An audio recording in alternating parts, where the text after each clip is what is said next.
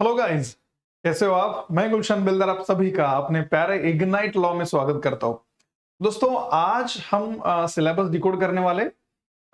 जो क्लैट में जो लॉजिकल रीजनिंग होता है, आज वो हम पूरा ही डिकोड करेंगे कि उसमें क्या क्या पढ़ना होता है, उसकी डिफिकल्टी लेवल क्या होगी, ऑल द डिफरेंट एस्पेक्ट्स जो जो होंगे।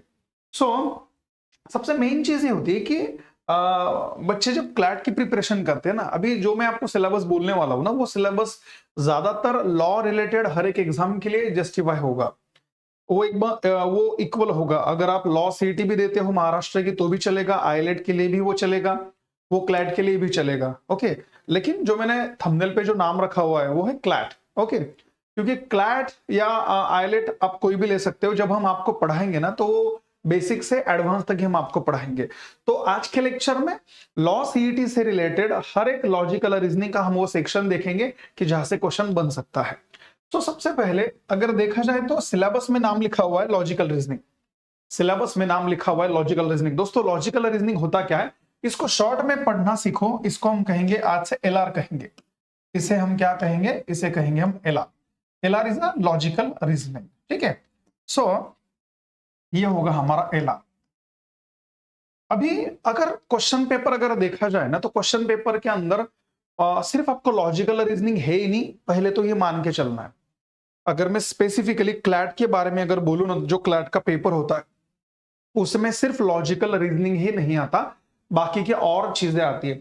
लॉजिकल रीजनिंग के अंदर क्या क्या सेक्शंस आपको पढ़ना होता है। सबसे पहले आप पढ़ेंगे एनालिटिकल। सबसे पहले आप क्या पढ़ोगे, आप पढ़ोगे एनालिटिकल रीजनिंग पढ़ोगे। तो एनालिटिकल रीजनिंग क्या होता है? एनालिटिकल रीजनिंग का मतलब ये होता है कि जिसमें बहुत सारे डिफरेंट डिफरेंट टॉपिक्स आएंगे, जैसे ब्लड रिलेशन आएगा, डायरेक्शन वाले एग्जांपल आएंगे, इनइक्वालिटी वाले एग्जांपल बनेंगे, कैलेंडर है, क्लॉक है, जो आपने बचपन में भी सुना होगा। और ये जो एनालिटिकल रीजनिंग का सेक्शन होता है वो मल्टीपल एग्जाम के लिए इक्विवेलेंट होता है। सिर्फ क्लैट के लिए नहीं, लेकिन बाकी के क्लैट जैसे और जो भी कोई कॉम्पिटेटिव एग्जाम्स हो गए, कोई भी कॉम्पिटेटिव एग्जाम्स, सब में ये एनालिटिकल रीजनिंग पूछा जाता है। सिर्फ there is a small difference of level का थोड़ा सा डिफरेंट होगा, बाकी कुछ नहीं। लेकिन जब हम आपको पढ़ाएंगे तो बेसिक से ही चलेगा। ठीक है, चलो बच्चों, सेकंड में आपको यह पढ़ना होता है, आप यहां पर पढ़ोगे क्रिटिकल रीजनिंग। आप इसमें क्या पढ़ोगे, आपको पढ़ना है दोस्तों क्रिटिकल रीजनिंग। देखो, क्रिटिकल रीजनिंग ये बहुत ही ज्यादा इंपॉर्टेंट बात है, बहुत ज्यादा।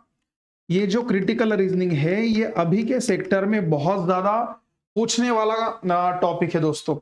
मल्टीपल, ये क्रिटिकल रीजनिंग का मतलब ये होता है कि आपकी थिंकिंग कैसे, आप थिंकिंग कैसे करोगे। इसके अंदर आपको मल्टीपल चीजें सीखने, मैं आपको वो आगे के स्लाइड पे बोल रहा हूं। और लास्ट वाला जो यहां पर लिखा है ही नहीं, मैं आपको बोलता हूं, आपका जो क्लैट का पेपर होता है ना दोस्तों, हमारा जो क्लैट का पेपर बन होता है, क्लैट का पेपर पूरा का पूरा पैसेज बेस्ड होता है। क्या होता है?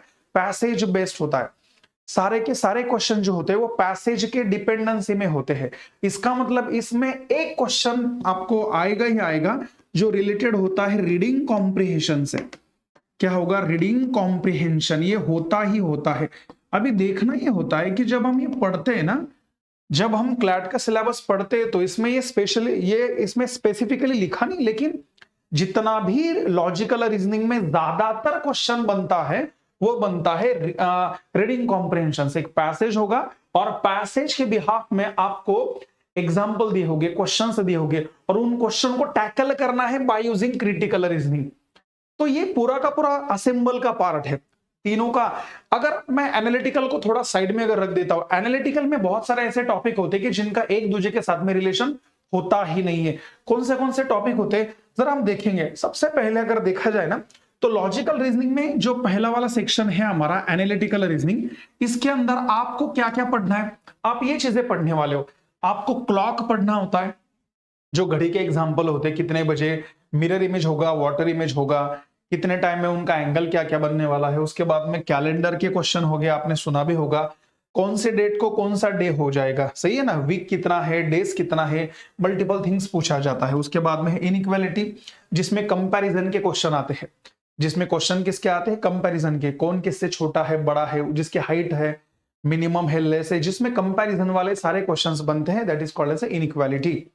उसके बाद में सिलोजिज्म, ये बहुत ही ज्यादा इंपॉर्टेंट बात है। सिलोजिज्म है, कोडिंग डिकोडिंग आता है, डायरेक्शन वाले एग्जांपल है, एनालॉजी वाले एग्जांपल है, नंबर सीरीज है, और दो सबसे महान टॉपिक हैं जिनका नाम है सिटिंग अरेंजमेंट और पजल। इनसे क्वेश्चन आएंगे ही आएंगे, बनते ही बनते हैं, कुछ भी हो जाए। ठीक है, ये होता है सीटिंग अरेंजमेंट। सीटिंग अरेंजमेंट का मतलब ये होता है कि एक अगर क्यू, या तो रो में बच्चे बैठेंगे कैसे, या तो जो पर्सन हो गए वो बैठेंगे कैसे, तो इसके कुछ टाइप्स होते हैं। या तो सीधा बैठेंगे जिसे हम कहेंगे लीनियर सीटिंग अरेंजमेंट, या तो वो सर्कुलर में बैठेंगे, सर्कुलर टेबल के सराउंडिंग में वो बैठेंगे। और दूसरा होता है दोस्तों पजल्स। पजल्स बहुत ही ज्यादा मैटर करता है। पजल्स के बहुत सारे डिफरेंट शेड्स में पजल पूछा जाता है। ठीक है, उसके बाद है कनेक्टिव्स। कनेक्टिव्स का मतलब होता है लॉजिकल कनेक्टिव्स। ये आप अगर 11th में अगर आप होगे ना, अगर आपने 11th में पढ़ा होगा, that is called as logical connectives. And होगा, और होगा, नॉट होगा, उसको निगेशन करना होता है। इफ देन वाला होता है, it's implies, it's a double implied, it's a single implies. If then में क्या हो गया, इफ एंड ओनली इफ वाला फंडा क्या हो गया। So these are the connectives. Connectives का मतलब क्या होता है, नाम से ही पता चल रहा होगा कि ऐसा एक कोई तो भी वर्ड होगा, या तो लैंग्वेज का एक, या तो कोई लैंग्वेज होगी, लैंग्वेज के कोई वर्ड्स हो गए कि जो डिफरेंट जो स्टेटमेंट होंगे उनको कनेक्ट करने का काम करेंगे। That is called as a connectives और लॉजिकल कनेक्टिव्स। उसके बाद में है ब्लड रिलेशन, और उसके बाद में लॉजिकल सीक्वेंस। ये जितनी भी चीजें अभी मैं आपको बोल रहा हूं ना, एनालिटिकल रीजनिंग, ये सारे टॉपिक्स जो है ना, ये इंडिपेंडेंट है। ये सारे के सारे टॉपिक क्या है, इंडिपेंडेंट। इंडिपेंडेंट, कोई भी कभी भी पढ़ लो, एक दूसरे से उसका कोई रिलेशन होने वाला है नहीं। एनालॉजी पढ़ लो, क्लॉक पढ़ लो, नो रिलेशन। क्लॉक और कैलेंडर पढ़ लो, नो रिलेशन। इसका मतलब इसका जो भी कंसेप्ट होगा वो कैलेंडर में काम में आने वाला है ही नहीं। So that is called the analytical reasoning. ये बहुत ज्यादा इजी होता है as comparative to the critical reasoning. अगर हम क्रिटिकल रीजनिंग और एनालिटिकल के बारे में अगर सोचते हैं तो ज्यादा एनालिटिकल रीजनिंग बहुत ज्यादा इजी होता है, क्योंकि मल्टीपल एग्जाम्स में यही सिलेबस होता है। ये मल्टीपल एग्जाम में यही सिलेबस होता है। अगर आप क्लैट की प्रिपरेशन अगर अच्छी तरीके से अगर करोगे, तो बाकी का जो कॉम्पिटेटिव एग्जाम होगा आपका, जैसे बैंकिंग होता है, एमबीए होता है, या तो डिफरेंट वाला कोई एग्जाम अगर होगा, जैसे स्टाफ सिलेक्शन का एग्जाम होता है, या तो स्टेट लेवल की कोई एग्जाम अगर होगी, या तो कैट होगा, या तो जैट होगा, या तो कोई भी होगा, तो उनमें सब में ये पढ़ाया जाता है। उनका ये सिलेबस कॉमन होता है। That is called as analytical reasoning. उसके बाद में हमें आना है क्रिटिकल रीजनिंग में। हमें आना है क्रिटिकल रीजनिंग में। दोस्तों क्रिटिकल रीजनिंग में क्या पढ़ना है, सबसे मेन चीज होती है कि क्रिटिकल रीजनिंग में हम पढ़ने वाले स्टेटमेंट्स एंड असम्पशन। नाम से आपको लगता होगा कि क्रिटिकल, क्रिटिकल रीजनिंग का मतलब होता है कि इट्स इमोशनलेस रीजनिंग। ये क्या होता है, it's emotionless reasoning, it's a rational thinking वाला पार्ट। क्या होता है, रैशनल थिंकिंग वाला पार्ट, जहां पर आपको आर्ग्यूमेंट सीखने, आपको स्टेटमेंट पढ़ाया जाएगा। अभी बहुत से लोगों को अभी यानी कि बहुत से बच्चे ऐसे हैं कि जिनको पता ही नहीं होगा कि सर ये क्या होता है। तो जब हम सिखाएंगे ना आपको, आप धीरे धीरे हर एक चीज सीखोगे। ठीक है ना, स्टेटमेंट्स और एजम्पशंस होगा, कंक्लूजन होगा, इन्फरेंस होगा, आर्ग्यूमेंट्स होगा, कॉज एंड इफेक्ट्स होगा, असर्शन होगा, कोर्स ऑफ एक्शन होगा। दोनों के बीच में डिफरेंस क्या है, ये सारे के सारे टॉपिक जो है ये इंडिपेंडेंट होते हैं, कोई कभी भी पढ़ लो। लेकिन ये जो होता है ना क्रिटिकल रीजनिंग, ये क्रिटिकल रीजनिंग का जो बंच अगर मैं बनाता हूं, तो ये काम में आएगा, ये मसाला होगा दोस्तों, ये सारा का सारा। ये सारी चीजें आपको लगती है रीडिंग कॉम्प्रिहेंशन के अंदर, दैट इज आरसी। जब भी हमें रैशनल थिंकिंग करनी होती है, रैशनल थिंकिंग का मतलब क्या होता है, the thinking which is not depends upon any assumption. ऐसी थिंकिंग की जो इरिस्पेक्टिव ऑफ द एजम्पशन होगा, प्रिजम्पशन होगा, या तो कोई हम मान के चलते ना, या तो ओपिनियन बेस्ड, ऐसा कुछ नहीं होगा। ये होता है पूरा एविडेंस बेस्ड। रैशनल थिंकिंग का ये मतलब होता है कि जिसमें आपका इमोशंस कुछ काम में आने वाला है नहीं, आपको क्या लगता है ये मैटर नहीं करता। रैशनल थिंकिंग का मतलब ये होगा कि जो इंफॉर्मेशन आपको दी गई होगी उस पर से ही आपको कंक्लूजन निकालना होता है। That is called as rational thinking. इसके बारे में हम पढ़ेंगे आराम से, ठीक है ना। सो ये बातें मैंने आपको बोली। अभी थोड़ा सा हम डिटेल में जाएंगे, सही है। अभी जो है थोड़ा सा हम डिटेल में जाएंगे, और डिटेल में हम थोड़ा सा पढ़ेंगे कि क्या होता है।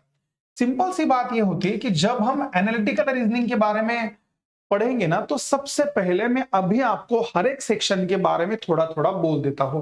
सर क्लॉक में क्या पढ़ना होता है, दोस्तों क्लॉक में बहुत सारी चीजें होती है। क्लॉक में होते हैं हैंड्स, जैसे मिनट हैंड होगा, आवर हैंड होगा, और सेकंड हैंड होगा। इसके रिलेटेड हमको एग्जाम्पल पूछे जाते हैं। तो टाइमिंग से क्वेश्चन आएंगे, टाइमिंग कितना होगा, कौन से टाइम में कौन सा एंगल बनने वाला है, सही है, मिरर इमेज क्या होगी, वाटर इमेज क्या होगी, ये सारी की सारी चीजें आपको क्लॉक में पूछी जाएगी। उसके बाद में होता है कैलेंडर। कैलेंडर में क्या पूछे जाता है, कैलेंडर में पूछा जाएगा days, days related questions, week related questions, year related question, leap year वाला क्वेश्चन बनेगा, रेगुलर ईयर वाला क्वेश्चन बनेगा।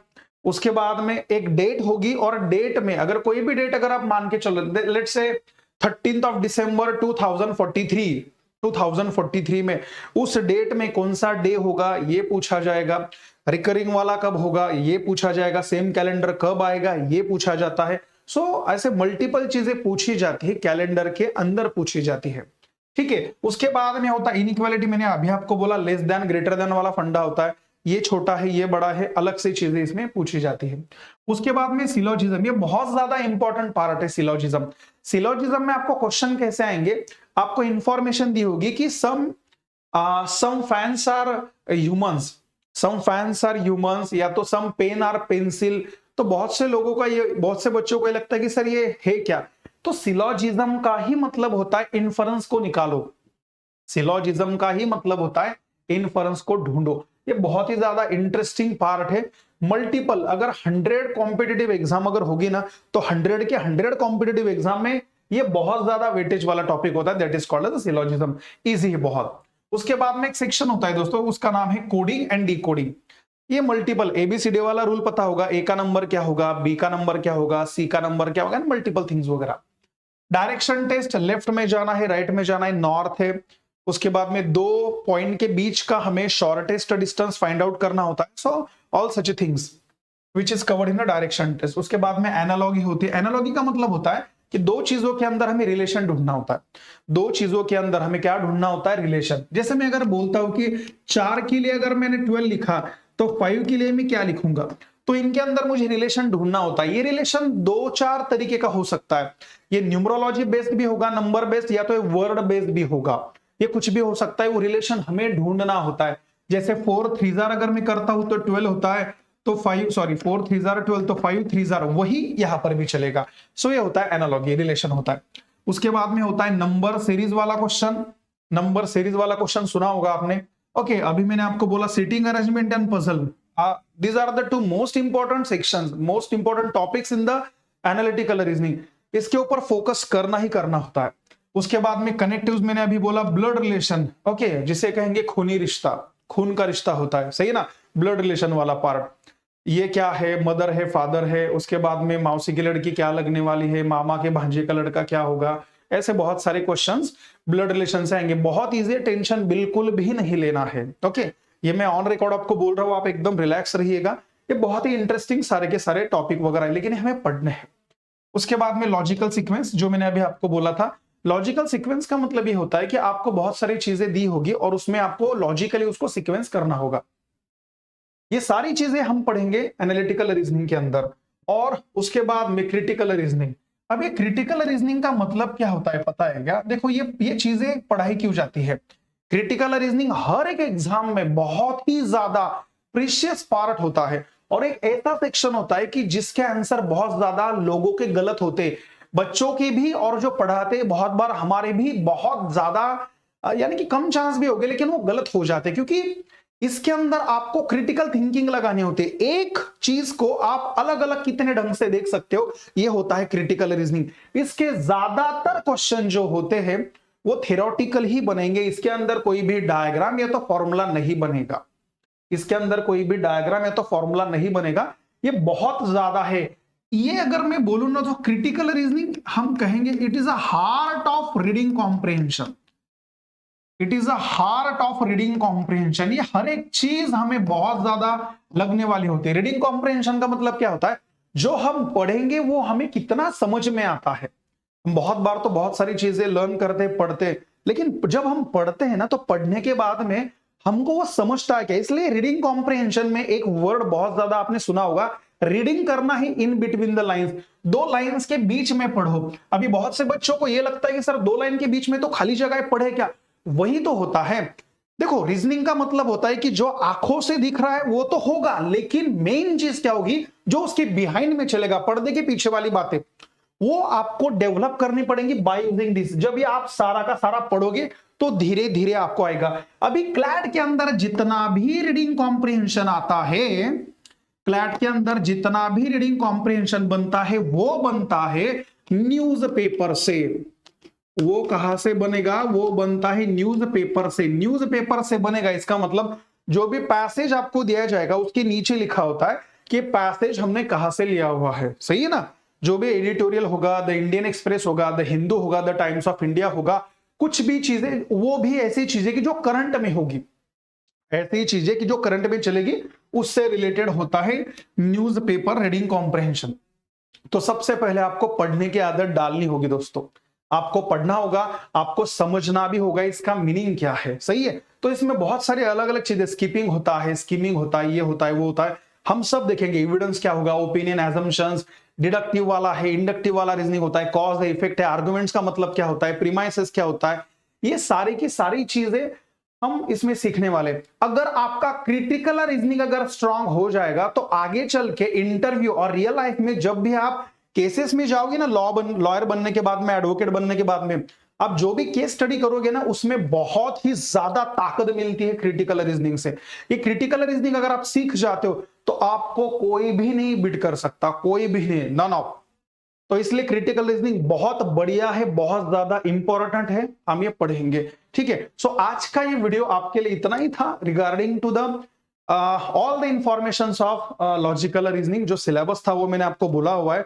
नेक्स्ट वीडियो में जब आप देखोगे तो आपको एक चीज देखनी है दोस्तों, आप थोड़ा सा हम इसके अंदर जाएंगे और हम एक एक टॉपिक अभी उठाकर हम पढ़ाना या तो हम पढ़ना चालू करेंगे। ठीक है? सो अगर कुछ डाउट्स होगा, कुछ पूछना होगा तो हम आप ही के लिए दोस्तों, तो कमेंट में लिखकर मुझे बोलिएगा, हम उसके ऊपर बिल्कुल चर्चा करेंगे। ठीक है? सो तब तक के लिए पढ़ाई चालू रखिए and best of luck. Thank you.